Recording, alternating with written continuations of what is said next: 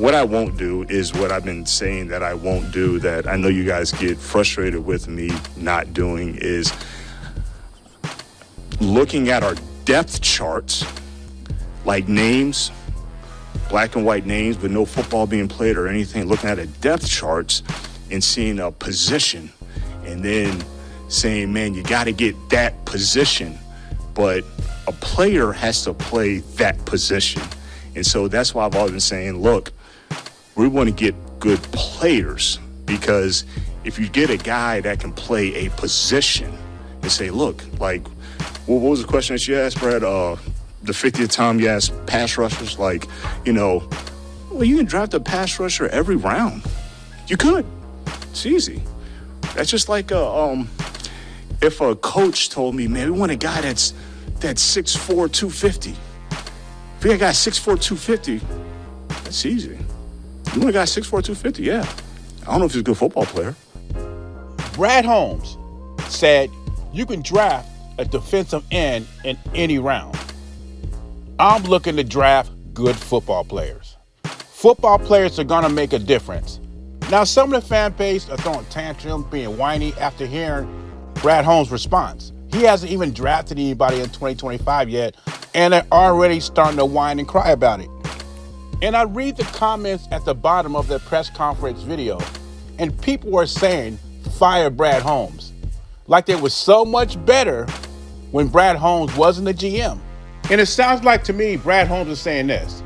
If I'm at pick 28, if he doesn't trade up, if he's at pick 28 and Jihad Campbell was there, and odds are if Jihad Campbell's at 28, he's probably going to be the best player available. I'm going to take a Jihad Campbell who's a hybrid linebacker, and then I'll get a defensive end in the second round. If Malachi Starks is at 28, I can't get Jihad Campbell, more than likely, Malachi Starks is one of the best players available, or one of the best players available. I'm going to take him and get a defensive end in the second round. Brad Holmes is just not drafting to fill a position. He's looking for game changers. And what about that safety from South Carolina? 6'3.5", almost 6'4", 227, runs a 4.38, Nick Imawari. I mean, this guy's like the top safety in a draft. Freak athlete, 6'3", 227. He's basically a linebacker playing safety. I mean, if something like this is available at 28, Brad Holmes more than likely is not going to pass this up. He'll get a defensive end in the second round. That is Brad Holmes' thought process. But let's hear more from Brad Holmes. But he'll be 6'4", 250. Where the same as, yeah, you can draft a defensive end. If the player playing defensive end is not what we feel is going to be the right guy to really contribute to our football team, then what are you guys going to write about that player? You guys, man, that's not working. That didn't. Well, so we're not going to reach on players just to fill a position.